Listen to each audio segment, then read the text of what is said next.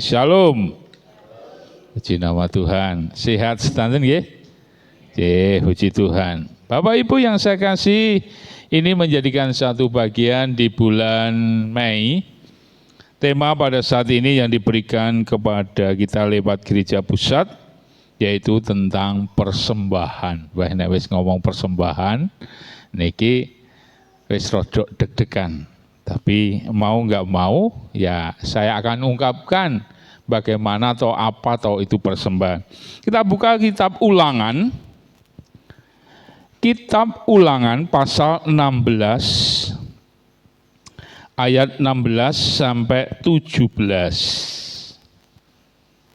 Kitab Ulangan pasalnya yang ke-16 ayat 16 sampai 17.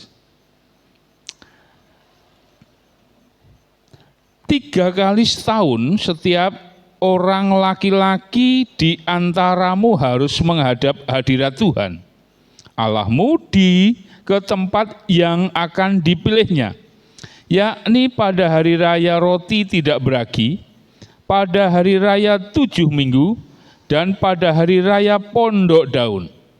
Janganlah ia menghadap hadirat Tuhan dengan tangan hampa, tetapi masing-masing dengan sekedar persembahan sesuai dengan berkat yang diberikan kepadamu oleh Tuhan Allahmu. Amin. Bapak Ibu yang dikasihi oleh Tuhan, kalau kita berbicara tentang persembahan, nopo atau persembahan? Persembahan adalah memberi yang berupa barang atau benda, saged uang, saged bahan makanan, saged sesaji kepada, maunya kepada mana? Ya, jadi panjenengan kalau bilang persembahan, karena kita Kristen di gereja, memberikan persembahan berupa barang yang ditujukan kepada gereja, kepada Tuhan lewat gereja. Dari mana asalnya? Adalah kalau kita melihat dari hasil di mana panjenengan yang bekerja. Kalau tidak bekerja, nah, bagaimana dengan anak-anak?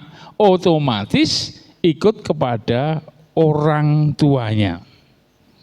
Jadi, nek jenengan, ayo kita persembahan.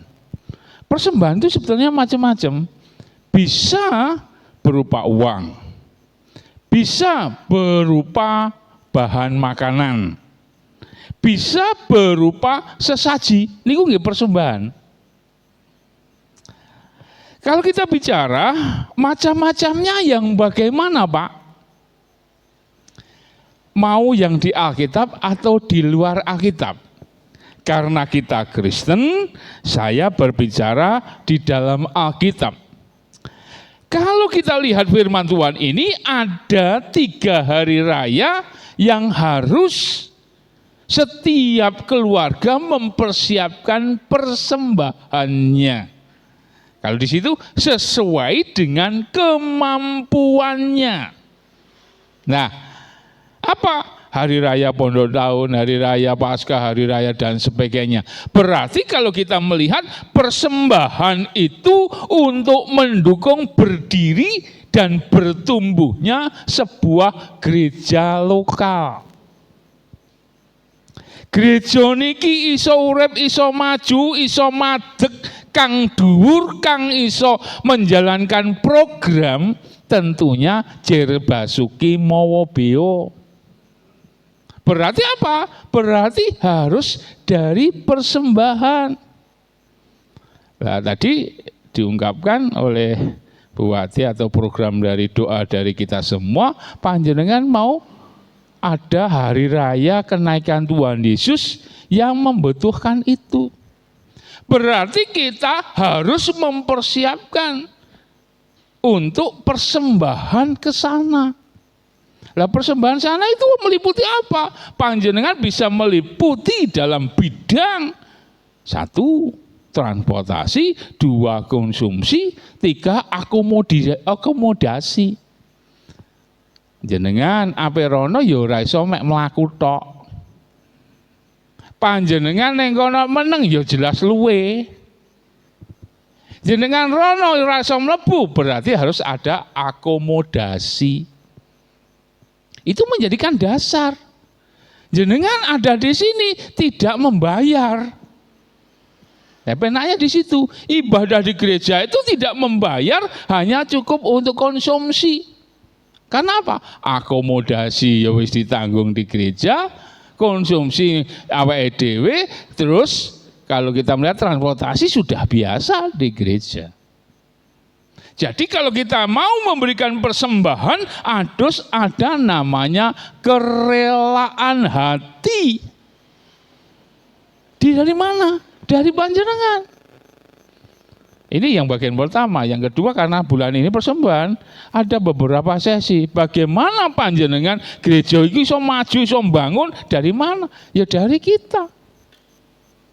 Itu diambil dari mana? Ya dari kita, seperti itu. Berarti apa? Berarti di dalam tanggung jawab sebuah gereja lokal itu adalah tergantung kepada jemaat itu sendiri. Mau urip, mau mati, mau maju dan sebagainya. Karena apa? Ada sebuah kesadaran. Macam-macamnya banyak Bapak Ibu. Ada persembahan unduan, ada persembahan. Kalau di sini kita biasa persembahan umum, persembahan persepuluhan, persembahan kematian, persembahan untuk pembangunan, persembahan untuk sosial dan sebagainya dan sebagainya. Tergantung gereja membuat sebuah kebijakan dan sebagainya. Kalau di luar Pak, di luar Bapak Ibu yang dikasih Tuhan, orang memberikan persembahan tanpa hitung Bapak Ibu. Hari Jumat kemarin libur, saya itu datang di Sukorejo sini Bapak Ibu. Dekatnya Balai Desa mana ini? Wilayah Jalan Jati ini. Itu masuk ke selatan, depannya SD Sukorejo berapa itu. Itu punyaannya namanya Pak Joko, istrinya itu Bu Istiqomah Guru Semanta. Saya sama teman itu diundang untuk duduk sumur Bapak Ibu. Aneh. Pak Adi tolong didoakan. Tapi harus ada kenduren dulu. Nggak, saya ngikuti Bapak Ibu. Kenduren itu nggak cukup 1 juta Bapak Ibu. Pitik itu wis ketok 250. Jelas. Sego dan sugo rampene dan sebagainya, belum jenange ada 4 dan sebagainya, ada golongnya, ada jajan pasarnya dan sebagainya.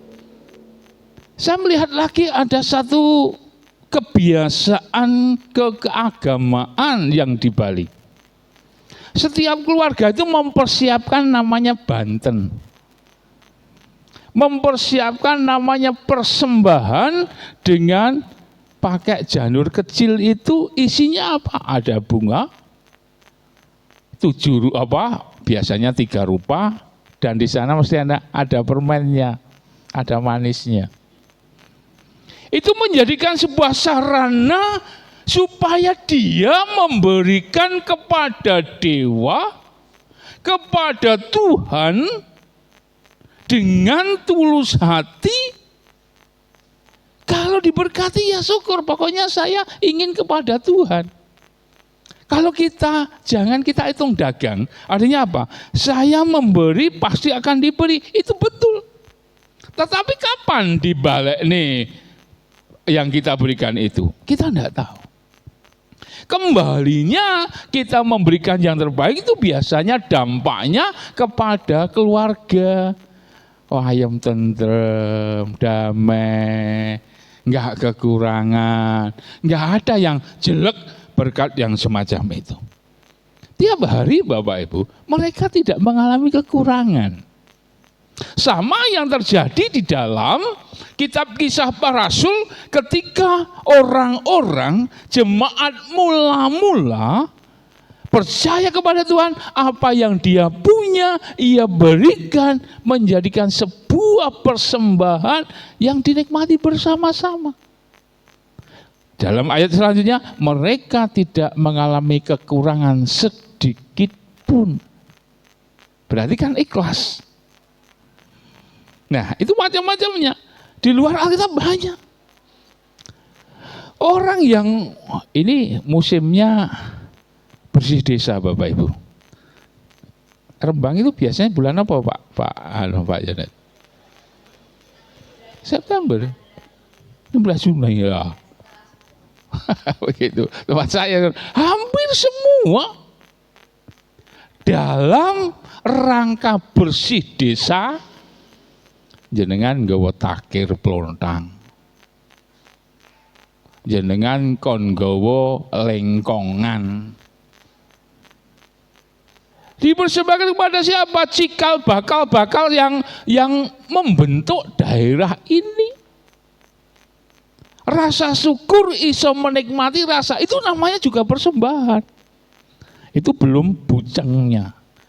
Bujeng kemarin kita berapa buati? 250, 300, 300. Lho mek ngono.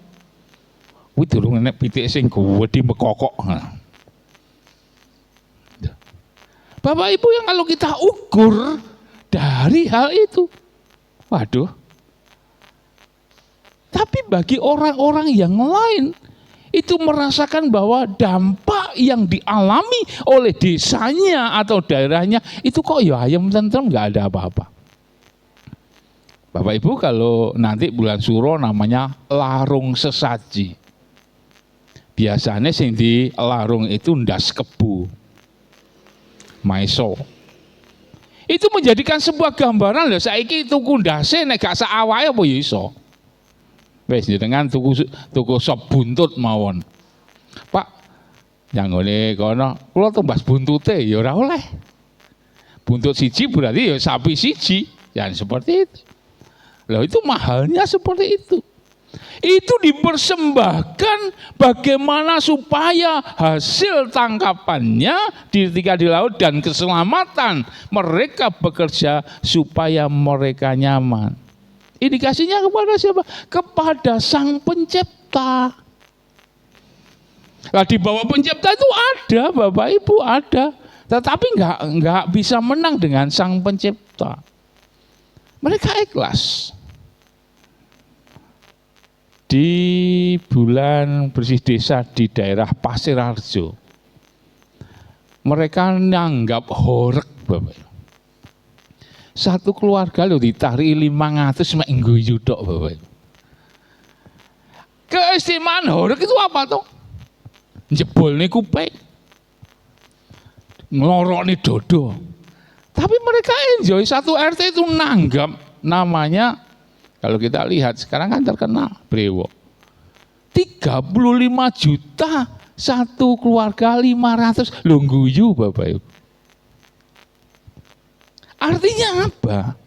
Ia memberikan persembahan untuk sesuatu itu dengan rela, tulus dan ikhlas. Nah, itu gambarannya. Berarti kesimpulannya adalah ketika kita ingin memberikan persembahan itu dengan rela, tulus dan ikhlas. Basa Islami li ta'ala. Tujuannya apa? Tujuannya adalah untuk kemuliaan Sang Maha Kale, yaitu Tuhan. Nah, Bapak Ibu yang dikasih oleh Tuhan, semua persembahan itu pasti ada makna dan tujuannya. Itu persembahan. Pak, bagaimana kapan persembahan di dalam orang Kristen dimulai? Sebetulnya Bapak Ibu, kekristenan belum muncul di Indonesia karena Kristen itu dibawa oleh Belanda. Para leluhur kita, para sesepuh, pini sepuh dulu sudah namanya memberikan persembahan. Contoh, kepada mata air jenenge sumber. Pasti ada, complang di sini ada. Para petani membawa namanya ambeng, mereka bawa rasa syukur kepada Tuhan. Lewat yang ada di situ, ia memberikan rasa syukurnya karena panennya melimpah. Ketika Kristen masuk, Islam masuk, ada sebuah perubahan. Ketika Mojowarno Ngoro Jombang kekristenan pertama kali, ada Kristen, mereka juga melewati satu produksi namanya adat budaya, mereka membawa namanya buceng, rasa syukurnya kepada Tuhan. Nah, pergeseran waktu, perubahan dan berubah dan berubah. Di Alkitab diajarkan, ketika manusia pertama jatuh dalam dosa, dia punya anak namanya Kain dan Habel. Dimulailah namanya persembahan. Kalau kita baca di dalam Kejadian pasal yang keempat, bagaimana Kain dan Habil itu memberikan persembahan. Saya baca sedikit. Kejadian pasal 4. Ayat yang kedua. Selanjutnya dilahirkanlahnya Habil adik Kain, dan Habil menjadi gembala kambing domba. Kain menjadi petani. Setelah beberapa waktu lamanya, maka Kain mempersembahkan sebagian dari hasil tanah itu kepada Tuhan sebagai korban persembahan. Terus kalau di sana Habil juga mempersembahkan korban persembahan dari lemak anak sulung kambing dombanya, yakni lemak-lemaknya kepada Tuhan, mengindahkan Habil dan korban persembahannya itu dan sebagainya. Siapa yang mengajari tentang persembahan? Nggak lepas dari orang tua.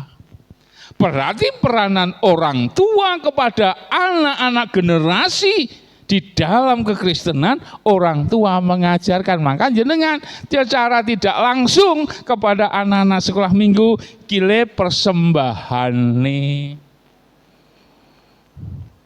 Kadang-kala orang tua cuek, anak-anak gereja lupa nggak bawa persembahan. Yo orang tuanya nggak grogi tuh. Apakah anak saya memberikan persembahan atau tidak? Mereka nggak pusing. Sebagai orang tua seharusnya mendidik mulai dasar bagaimana anak-anak cara memberi yang terbaik. Suatu saat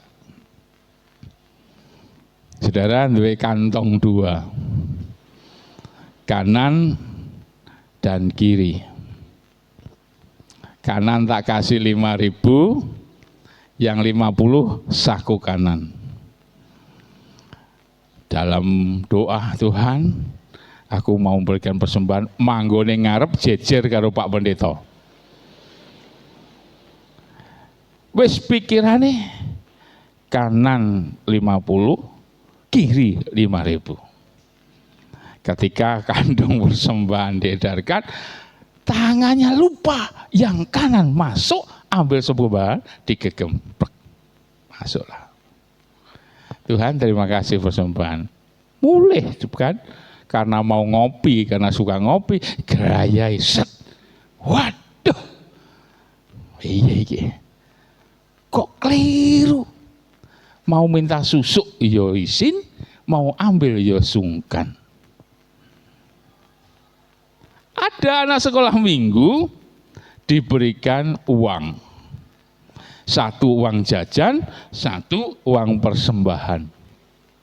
Karena di depan itu banyak orang jualan, uang jajannya habis, tinggal uang persembahannya. Lah teman-temannya podo jajan. Nah, di situ ada dua alternatif dia. Yang ngomong sama Tuhan, Tuhan, uangmu saya pinjam dulu ya Tuhan, supaya saya bisa jajan. Atau Om, saya memberikan persembahan tapi susuk ya Om. Ini adalah anak-anak dengan kepolosan dan kejujurannya karena belum mengerti arti persembahan yang sesungguhnya. Kain dan Habil diberikan pembelajaran dari orang tuanya. Karena apa?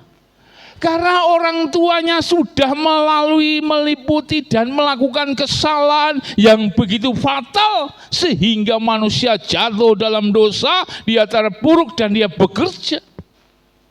Karena hasil peluhnya, hasil keringatnya harus menghasilkan namanya uang. Hasilnya harus bisa dimakan. Ia berusaha baik di hadapan Tuhan. Wis sarehne awake dhewe iki wong dosa, ayo toh. Paling tidak ayo kita dekat sama Tuhan. Caranya piye? Caranya adalah berikan persembahan itu kepada Tuhan.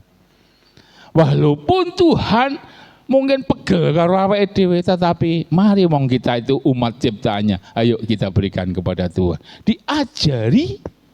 Maka Kain mengambil di sana, mempersembahkan hasil dari pertaniannya. Demikian juga Habil mempersembahkan hasil dari ternaknya. Permasalahan dua anak itu beda, Bapak Ibu. Bedanya di mana? Cara memberi. Berarti kalau kita melihat cara memberi harus ada namanya motivasi. Sampai panjenengan memberikan persembahan, motivasinya apa dulu? Begitu. Manusia selalu berpikir kekurangan yang menjadi senjata utama, bukan kelebihan. Yang terjelek diberikan alasannya adalah Tuhan nggak tahu. Bapak Ibu yang saya kasih dalam nama Tuhan Yesus, ini terjadi bagaimana Kain memberikan. Dia mengambil, memberikan, betul sudah bagus. Karena dia mengambil hasil dari taninya diberikan kepada Tuhan, sudah bagus, itu pengajaran bagus. Tetapi dia memberikan kepada siapa? Sering Bapak Ibu kita memberikan yang elek-elek itu biasa. Karena apa? Karena saya masih mengalami kekurangan. Kadang-kala kita memberikan hasil yang lebih, bukan kekurangan kita semua. Nanti nek rezeki Tuhan saya tak kasih, kalau nggak ada rezeki ya wis nantilah utang dulu dan sebagainya. Ini menjadikan sebuah kebiasaan. Kain memberikan persembahan. Habil juga memberikan persembahan. Sama-sama datang kepada Tuhan. Pertanyaannya adalah mengapa persembahan Habil yang diterima? Itu menjadikan dasar. Ketika kita melihat satu bagian, ada satu motivasi yang terjadi karena tidak tulus ikhlas dan tidak yang terbaik, maka Tuhan tidak mengindahkannya. Pak, Tuhan berarti nggak adil dong. Ketika ada orang Farisi, ketika ada orang-orang top yang ada dalam tempat ibadah, waktu diumumkan, ayo kita memberikan persembahan yang terbaik. Orang Farisi luar biasa Bapak Ibu, dia pakai, ini loh uangku saya masukkan dalam kotak. Ada seorang janda yang miskin, dia hanya punya uang 2.000, kalau dibanding dengan konglomerat jelas. Dia tutup itu, dia berikan. Rasa malu, rasa gengsi ada Bapak Ibu. Tapi dia merasakan bahwa aku itu loh punyanya itu. Maka uang itu dimasukkan dalam kotak persembahan. Tuhan Yesus memperhatikan di sana. Orang ini memberikan bukan dari kelebihannya, tetapi kekurangannya walaupun hanya 2 peser. Berarti kalau kita melihat persembahan itu dari tulus ikhlas kita. Beberapa event kita, saya mengacungkan jempol luar biasa, terima kasih kepada jemaat di Rembang ini, hari ulang tahun. Terus kemarin panjenengan mengadakan Paskah. Kalau kita ukur Bapak Ibu dari sebuah kelebihan kita nggak lebih. Tetapi rasa syukur panjenengan, aku ingin memberikan yang terbaik. Oh, ternyata loh, luar biasa. Ketika jenengan memberikan dengan tulus ikhlas, dampaknya apa? Rasa, ayam tentrem, aku iso ngopeni, iso nyugui kang baik untuk dimakan kita bersama-sama. Itu menjadikan satu dasar. Besok jenengan tanggal 17 kata Pak Ketua tadi, ya diinfokan, jenengan pasti, saya enggak tahu mau pesen atau masak atau nggodoi dewe, saya juga enggak tahu, nanti kan dibahas. Ini menjadikan dasar. Ketulus ikhlasan itulah yang menjadi dasar aku ingin memberikan persembahan kepada Tuhan, sudah didoakan, aku berikan kepada sesama, menjadikan satu yang istimewa. Tuhan mengindahkan, betul. Ada motivasi yang lain Bapak Ibu. Ketika saya membaca bagaimana ada Ananias dan Safira memberikan persembahan. Dia jual harta bendanya, dia jual tanahnya. Untuk menutupi rasa gengsinya, ia berkata kepada Petrus, aku akan memberikan itu semuanya. Tetapi apa yang terjadi? Melihat sikon, situasi kondisi mereka, kalau tak kene kabeh, aku jelas orang mangan. Maka ada istilah, jika tangan kananmu memberi, tangan kirimu ojo roh. Artinya apa? Kalau ini memang kenceng, iki biasanya sing ngruweti. Itulah gambaran-gambaran dia ingin memberikan, tetapi apa yang terjadi? Dia membohongi, berdosa kepada Roh Kudus, sehingga dampaknya adalah kematian. Karena apa? Karena dia memberikan motivasi yang keliru supaya diwahke. Tapi apa yang terjadi? Yang terjadi adalah ajal menjemput dia. Nah, kita mau apa? Di dalam gereja kita, mau kita model yang bagaimana? Tetapi kalau kita melihat di dalam kisah para rasul, mereka memberi dengan tulus ikhlas. Kepunyaan mereka adalah kepunyaan bersama untuk dalam sebuah area, dalam sebuah lingkungan gerejanya. Ini adalah satu pembelajaran bagi kita. Bagaimana toh Pak sebetulnya persembahan yang baik? Persembahan yang baik adalah yang persembahan yang tulus ikhlas, titik. Kalau di dalam Roma 12:1, persembahkan tubuhmu yang kudus, yang suci, supaya berkenan di hadapan Allah. Itu adalah bentuk rasa syukur kita dalam pelayanan Tuhan. Apakah dalam kita artikan persembahan berarti kita dibelah? Kan enggak. Inilah bagian-bagian apa yang menjadikan satu dasar bagi kita. Zaman Abraham, namanya kalau dalam teologi zaman patriark. Patriark itu adalah Abraham, Ishak, Yakub, itu zamannya. Nanti di zaman para hakim-hakim, di zaman para raja-raja, di zaman pada masa nabi-nabi, di zaman masa Tuhan Yesus, di zaman pada masa Roh Kudus atau Pentakosta, itu beda-beda lagi. Zaman perjanjian lama dia harus memberikan persembahan berupa binatang. Maka setiap setahun sekali mereka harus setor namanya persembahan binatang. Dalam perjanjian lama dan baru Tuhan Yesus ngamuk di bait Allah itu karena apa? Sudah berubah menjadi jual beli. Tadinya sudah tulus ikhlas karena dibuat perdagangan, akhirnya Tuhan Yesus ngamuk di bait suci. Itu adalah dasar. Sekarang bagaimana dalam diri kita sebagai jemaat Tuhan? Gereja bisa maju karena panjenengan. Hamba Tuhan bisa hidup karena panjenengan. Bukan berarti tidak semua tidak bisa hidup, semua bisa. Maka kalau saya uraikan nanti dalam perjanjian lama bagaimana Lewi, kaum Lewi itu dikhususkan Tuhan. Hanya satu, ngurus gereja Tuhan. Nggak oleh nyambut gawe, nggak oleh kesana kemari, khusus kamu melayani. Karena apa? Tuhan sudah memperhitungkan, Lewi inilah satu generasi, dia melayani Tuhan, dia harus hidup dari mana? Dari keluarga sampean.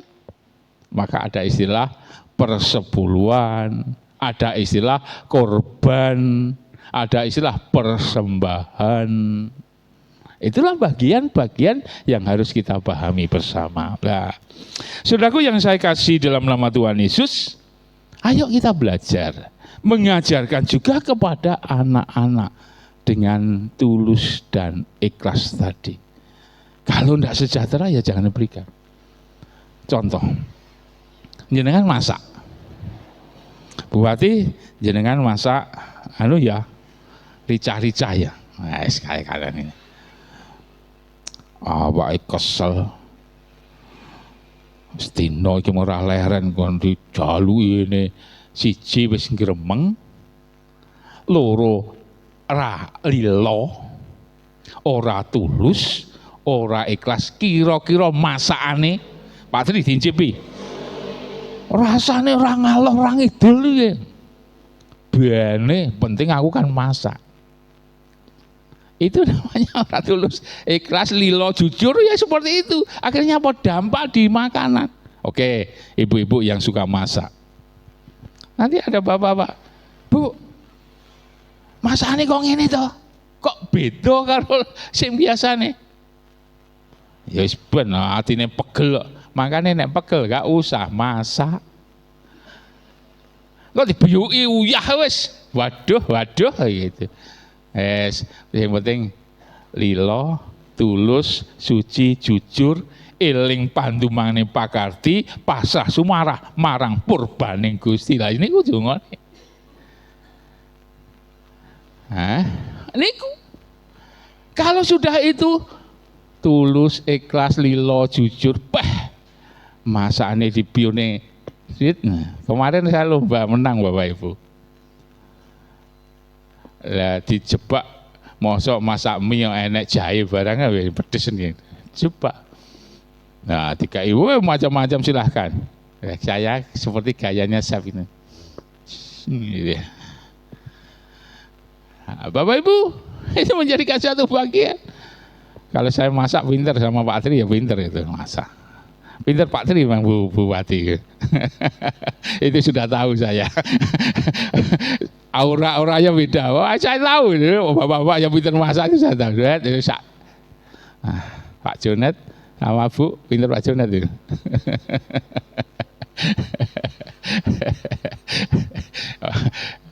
Gayane ngono ben masake Bu jenengan kok.